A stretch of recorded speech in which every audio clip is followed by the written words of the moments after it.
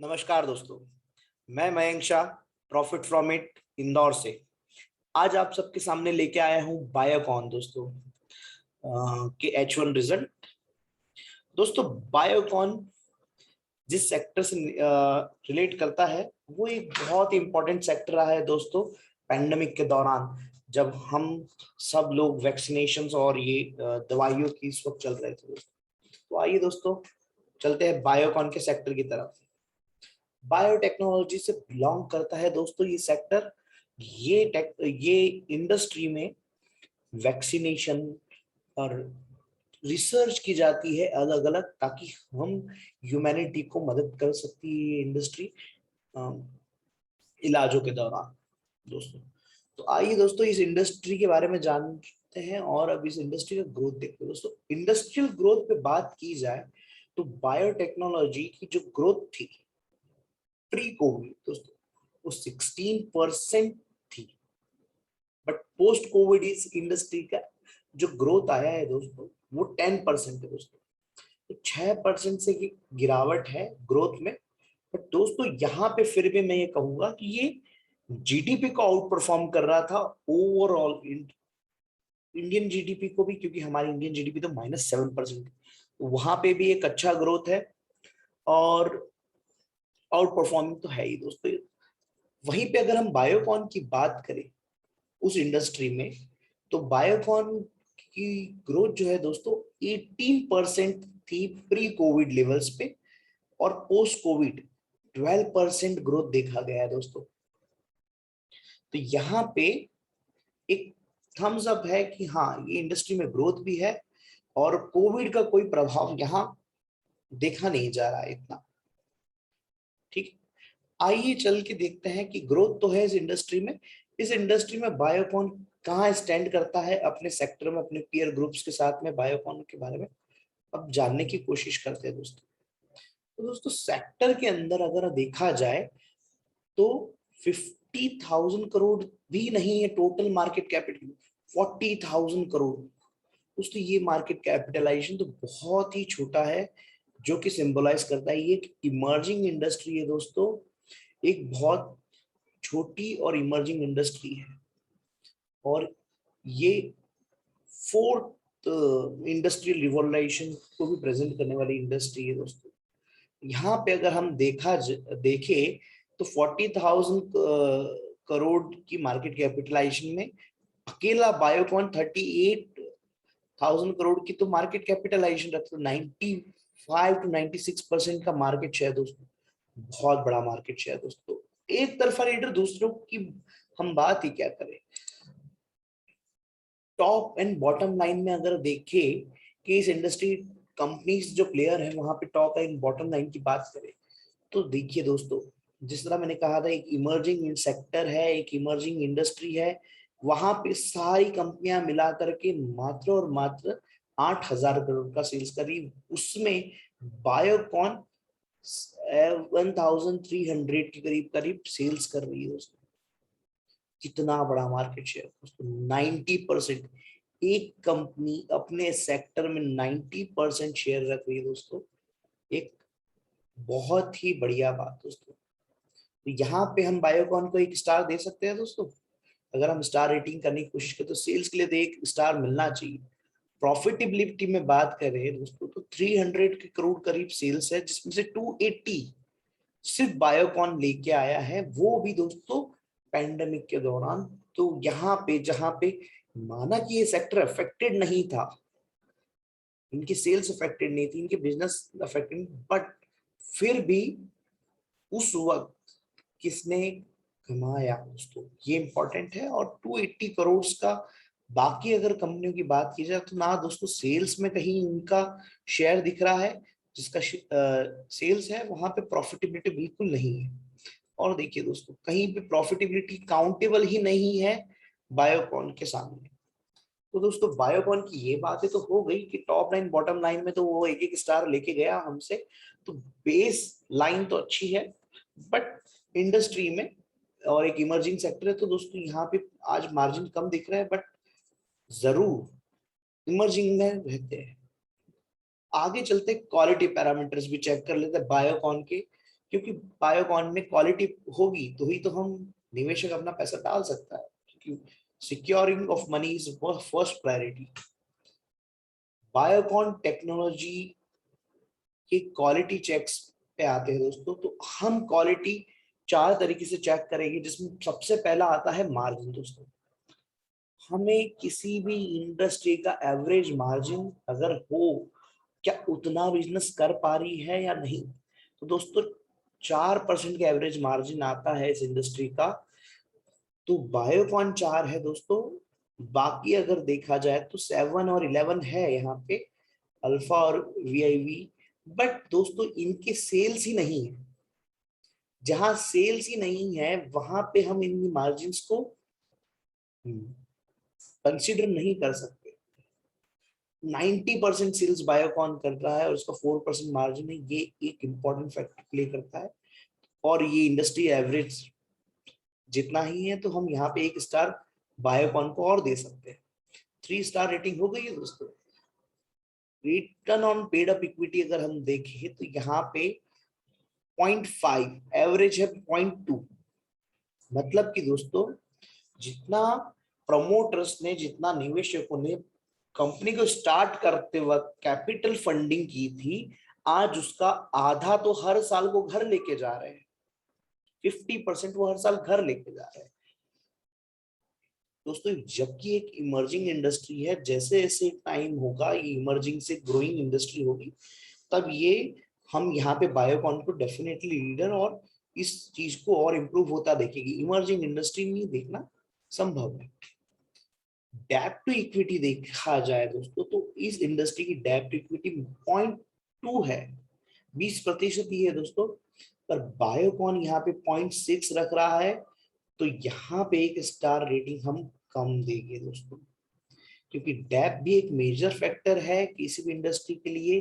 Depp को हम ignore नहीं कर सकते। तो यहाँ पे इंडस्ट्री में जहां दूसरी कंपनी 0 डेप 0.4, ये एवरेज काफी ऊपर है, तो यहाँ पे हम इग्नोर नहीं कर सकते, यहाँ 0 रेटिंग देंगे, स्टार रेटिंग देंगे। Return on paid up equity आज 6% है, ओवरऑल इंडस्ट्रियल एवरेज दोस्तों, पर बायोकॉन का नियर अबाउट 3.5% ही है।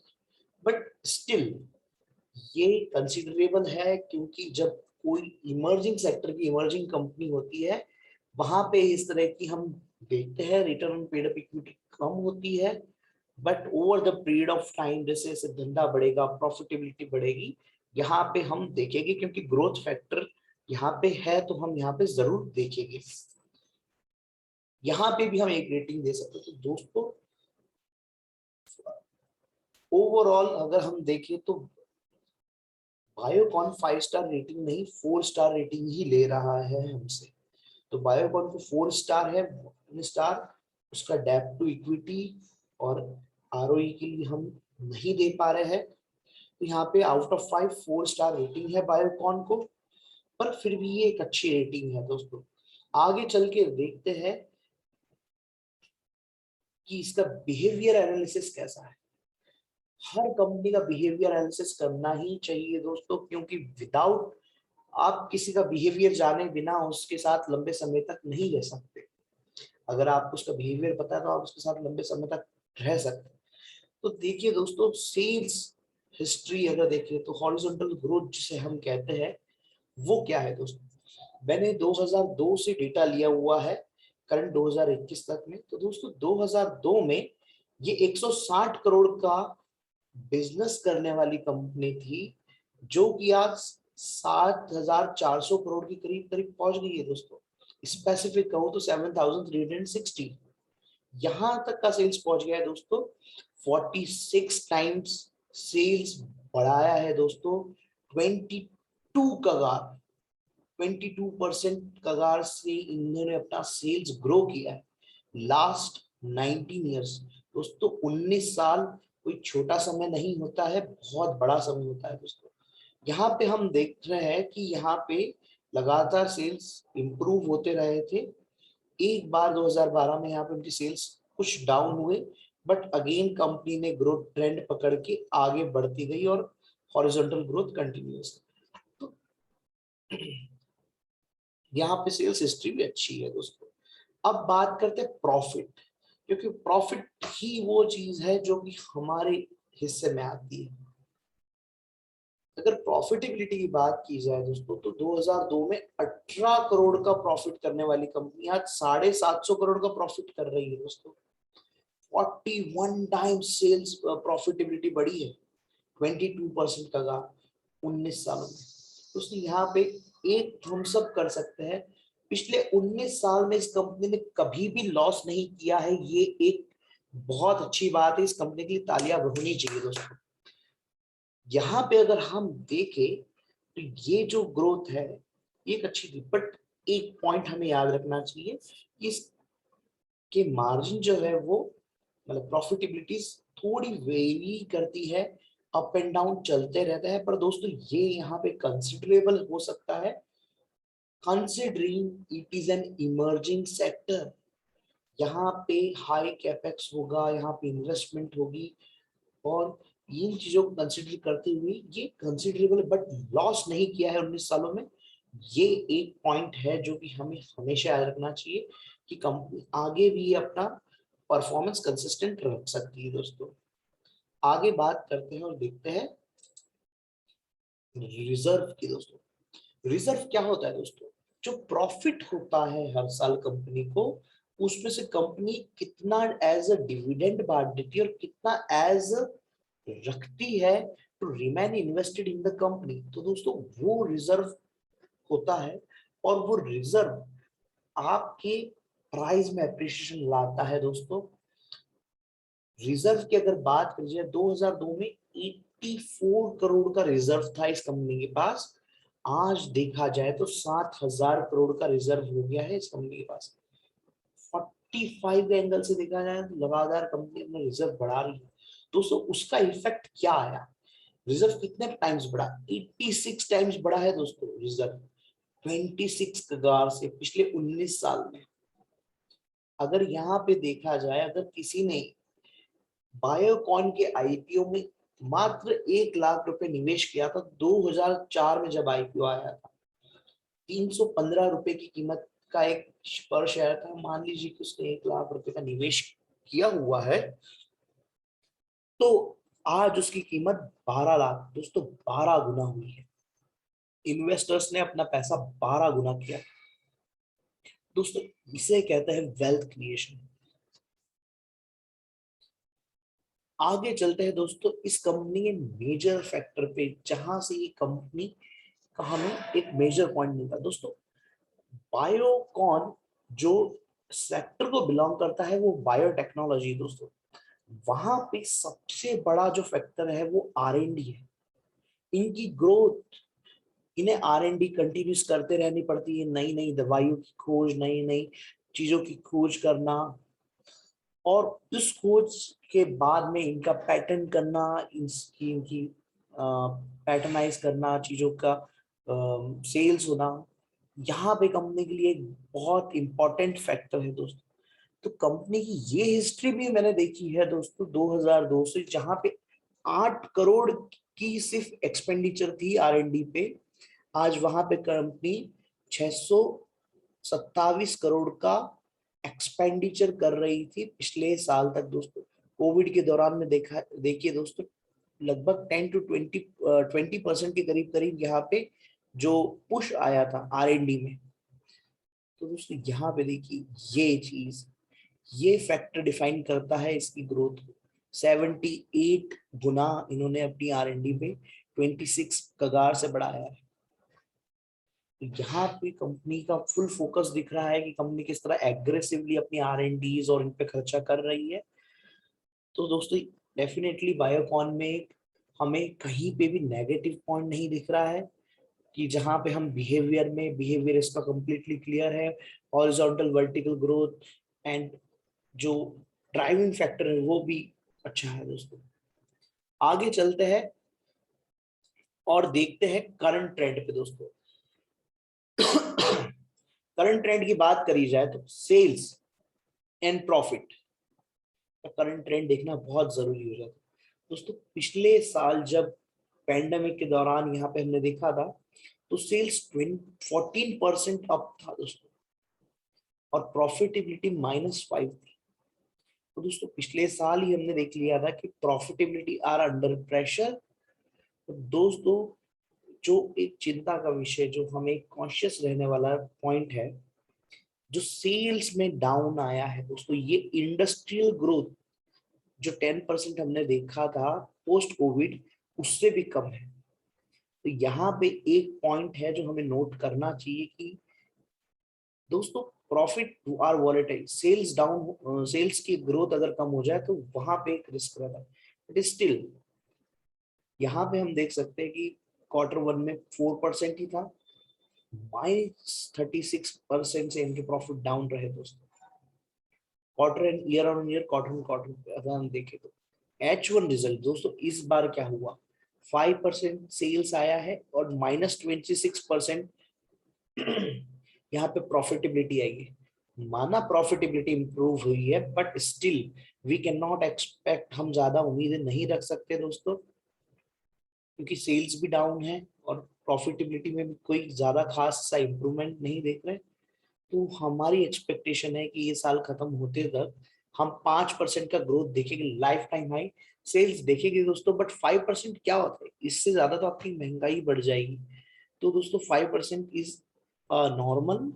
हम यहाँ पे जीडीपी की ग्रोथ 7 to 8% देख रहे हैं दोस्तों, उससे भी हम कम एक्सपेक्टेशन रख रहे हैं इनकी सेल्स की। और प्रॉफिटेबिलिटी में -15% दोस्तों।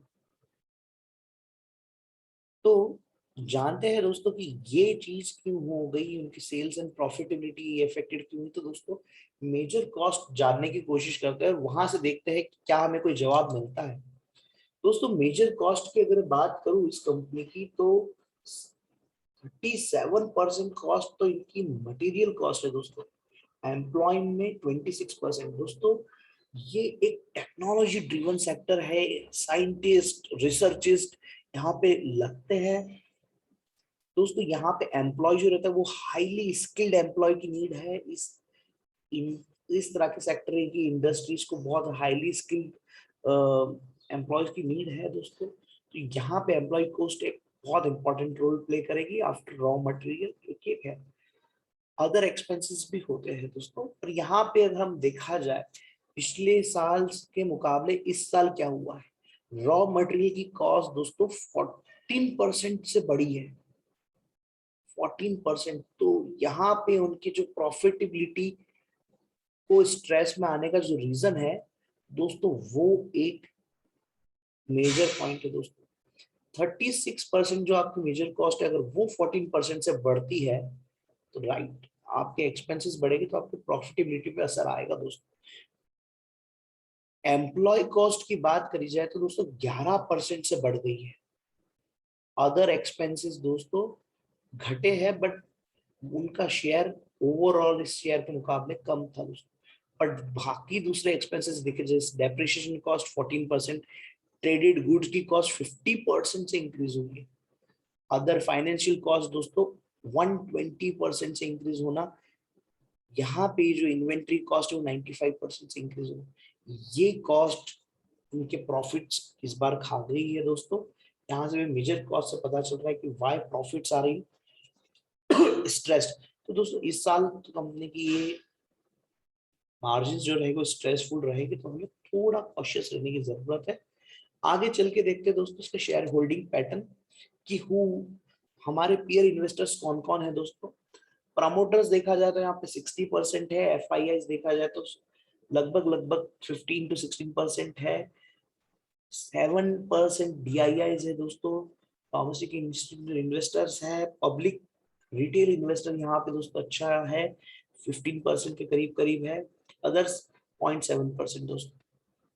यहाँ पे आगे अब देखा जाए तो हम फ्यूचर एस्टिमेट्स की कोशिश करते हैं दोस्तों।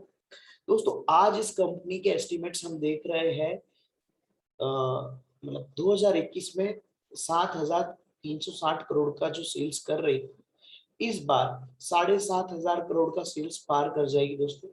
ये हमारी अपेक्षा है 2022 की। पर दोस्तों देखिए ये ग्रोथ कोई बड़ी ग्रोथ नहीं है, म्यूटेड ग्रोथ है, मतलब एक म्यूटेड फेस कहूंगा मैं से। बट हम उम्मीद करेंगे कि समय के साथ इसमें ग्रोथ वापस आएगी ये एक टेम्परेरी फेज होगा, यहाँ से ग्रोथ वापस आएगी। अगर दोस्तों ये हमें वॉच करने की जरूरत है, बट अगर ग्रोथ वापस आती है लाइक बिफोर, तो हम यहाँ पे उम्मीद कर सकते हैं कि सेल्स इनके 2030 आते आते 24,000 करोड़ को पार कर जाएंगे, 35 तक आते आते लगभग 50 करोड़ के करीब करीब इनके सेल्स होने लग जाएगा। प्रॉफिटेबिलिटी की बात की जाए दोस्तों, तो पिछले साल 740 करोड़ का प्रॉफिट करने वाली कंपनी इस बार प्रॉफिट सिर्फ 530 करोड़ करेगी दोस्तों। बट एक इमर्जिंग इंडस्ट्री में जिस तरह अभी raw materials and other expenses हमने मेजर कॉस्ट में इंक्रीज देखा, उसकी वजह से हम जान सकते हैं कि ये मार्जिन इस बार स्ट्रेस्ड होगी दोस्तों। बट हम उम्मीद करेंगे कि ये टेम्पररी होगा और यहाँ पे इम्प्रूवमेंट आता है दोस्तों। अगर इम्प्रूवमेंट आता है तो ये कंपनी की प्रॉफिटेबिलिटी 1600 करोड़ पार कर जाएगी 2030 तक की हम अपेक्षा करते हैं, और 2035 आते आते 3,500 करोड़ के करीब करीब ये प्रॉफिट करनी चाहिए दोस्तों। ये हमारा एक्सपेक्टेशन है दोस्तों। हमें इमर्जिंग इंडस्ट्री है तो मिनिमम 50% ग्रोथ तो एक्सपेक्ट करना ही चाहिए दोस्तों। तो उसके हिसाब से हम यहाँ पे देख सकते हैं। तो ये तो हुआ फ्यूचर एस्टिमेट्स। अब चलते हैं प्राइस की तरफ दोस्तों। प्राइस बताओ उससे पहले मैं बता दूं, करंट मार्केट प्राइस जो है 324 रुपए चल रही है। मार्केट कैपिटलाइजेशन लगभग 38,000 करोड़ के करीब है। सेल्स देखा जाए तो दोस्तों हमने देखा ही था 7,300 करोड़, 280 करोड़ का प्रॉफिट। फेयर प्राइस दोस्तों वो प्राइस होती है जो ना ज्यादा महंगी होती है ना ज्यादा सस्ती होती है। एक फेयर वैल्यूएशन हमने करा है दोस्तों। तो आज वो फेयर वैल्यूएशन 200 के करीब करीब ही आ रहा है दोस्तों, जिसकी वजह से हम देख भी रहे हैं कि करंटली ये स्टॉक अंडर प्रेशर भी है। उसका कारण भी देखा दोस्तों, सेल्स म्यूटेड, प्रॉफिट कम है। तो दोनों चीजों की वजह से यहाँ पे प्राइस पे तो इफेक्ट आना ही दोस्तों। यहाँ पे 2030 आते आते तक हम यहाँ पे अपेक्षा करेंगे जब सब चीजें अच्छी हो बेहतर हो, तो 630 करोड़ के करीब करीब मतलब 630 के करीब प्राइस देखेंगे। 2035 आते आते 1,300 रुपए का प्राइस हम अपेक्षा कर रहे हैं। आगे चले दोस्तों और देखते हैं कि H1 की इनके की पॉइंट्स क्या रहे दोस्तों। दोस्तों इनके दो सेगमेंट में रेवेन्यू बड़े अच्छे बढ़े। सॉरी दोस्तों, सेगमेंटल रेवेन्यू की सबसे पहले बात करूंगा दोस्तों मैं आपके साथ। 2021 के डेटा के अनुसार यहाँ पे जेनरिक में जो दवाइयां बनती है उसमें 6% का ग्रोथ था, बायोसिमिलर्स में 21% का ग्रोथ था, रिसर्च सर्विसेज में 9% का ग्रोथ था। ईयर ऑन ईयर हम देख रहे हैं दोस्तों। बट इस क्वार्टर में क्या हुआ है, इस क्वार्टर में हुआ है कि रिसर्च सर्विस एंड बायोसिमिलर में दोनों में ही डबल डिजिट ग्रोथ दिखा है दोस्तों। तो दो पिलर इनके डबल डिजिट ग्रोथ दिखाने लग गए हैं दोस्तों। तो यहाँ पे एक पॉइंट है कि इस कंपनी के जो ग्रोथ फैक्टर्स है वो बढ़ रहे हैं। इस क्वार्टर में बायोलॉजिकल स्ट्रैटेजिक एंट्री हो गई है इनकी vaccine and infection disease segment में दोस्तों। सीरम इंस्टीट्यूट लाइफ साइंस के साथ इन्होंने टाइप किया है। और जेनरिक बिजनेस जो है दोस्तों, यहाँ पे आप देखेंगे कि पिछले साल जेनरिक बिजनेस ने म्यूटेड परफॉर्मेंस देखा है, क्योंकि India is one of the most biggest exporter of the generics. और जेनरिक मेडिसिन में दोस्तों एक प्राइस प्रेशर देखा गया है यूएस की तरफ से, जिसकी वजह से इनका ये सेगमेंट म्यूटेड फेज में है दोस्तों। और उम्मीद करेंगे कि ये सुधरे जैसे जैसे जैसे ये इनका ओवरऑल बिजनेस इंप्रूव होगा। वर्ल्ड इन्होंने दोस्तों इस साल इस क्वार्टर में एक और अवार्ड भी विन किया है, फर्स्ट वर्ल्ड की इंटरचेंजेबल बायोसिमिलर अप्रूवल मिल गया इनको यूएस एफडीए से। दोस्तों यहाँ से इनके बिजनेस में अच्छी ग्रोथ है दोस्तों। एडिशनल कुछ चीजें बताना चाहूँ तो रेमडेसिविर जो कोविड के दौरान बहुत आवश्यकता पड़ी थी, यहाँ पे कंपनी ने रेमडेसिविर का प्रोडक्शन करा है, बट वो टाइम बीइंग के लिए है। ये कुछ चीजें हैं जो कुछ समय के लिए ही है, बट हाँ दोस्तों यहाँ पे कंपनी के पास जो वैक्सीनेशन और इसका आया है दोस्तों, ये भी एक नई है और कंपनी के फ्यूचर प्रोस्पेक्ट हम अच्छे देख रहे हैं दोस्तों। तो आइए दोस्तों बात कर लेते हैं, ये तो हुआ H1 रिजल्ट की पॉइंट्स की। अब बात करते हैं हम प्राइस एंड चार्ट्स की दोस्तों। तो दोस्तों इस साल जैसे आप देख सकते हैं कि स्टॉक करंटली करेक्शन मोड में है दोस्तों, 50 मेमा पे करीब करीब आ गया है। तो ये 50 मेमा पे हमें बाइंग करना चाहिए, 200 320 के करीब करीब यहाँ पे इसकी बाइंग चालू हो जाए। 320 या नीचे और मिलता है तो दोस्तों हमारी धीरे धीरे एक्यूमुलेशन जोन होना चाहिए। इस साल हम उम्मीद करेंगे कि 200 450 से लेके यहाँ तक 300 के बीच में ही शेयर रहेगा। अगर 450 पे आता है तो हमें कुछ परसेंट प्रॉफिट बुकिंग करना चाहिए दोस्तों, 5% हम प्रॉफिट बुकिंग करेंगे। हमारे पोर्टफोलियो का अलोकेशन ओवरऑल 2% तक हम रखेंगे दोस्तों। हाँ बट अगर इसमें जैसे वापस हम देखते हैं सेल्स आती है और दोस्तों डेप्थ, अगर कर्ज नहीं बढ़ता, इनका डेप्थ नहीं बढ़ता दोस्तों, तो हम अलोकेशन 3% रखना चाहिए था हमें। बट दोस्तों हम कॉशियस इस वजह से है क्योंकि इन्होंने इस साल डेप्थ काफी इंक्रीज हुआ है, इनका डेप्थ फैक्टर इंक्रीज हुआ है, 3000 करोड़ के करीब करीब डेप्थ है दोस्तों। तो वहां पे उस पॉइंट को कंसिडर करते हुए हमने हमारे पोर्टफोलियो का लोकेशन ओनली 2% रखा है दोस्तों। बट डेफिनेटली बायोकॉन को हमें रखना चाहिए क्योंकि एक इमर्जिंग सेक्टर से है, एक लीडरशिप क्वालिटी शो कर रहा है और फोर्थ इंडस्ट्री रिवॉल्यूशन का हिस्सा हो सकता है दोस्तों। तो यहाँ पे हमें डेफिनेटली बायोकॉन को हमारे पोर्टफोलियो का हिस्सा बनाना चाहिए दोस्तों। डिस्क्लेमर दोस्तों, ये जो कुछ भी मैंने केस स्टडी आपके सामने रखी है, डेटा स्टडी आपके सामने रखी है, ये सिर्फ और सिर्फ एजुकेशनल पर्पस के लिए है। कोई भी आप अपना फाइनेंशियल डिसीजन लेने से पहले अपने फाइनेंशियल एडवाइजर से जरूर कंसल्ट करें या अपनी डेटा स्टडी खुद करें। धन्यवाद दोस्तों आपका समय के लिए, धन्यवाद।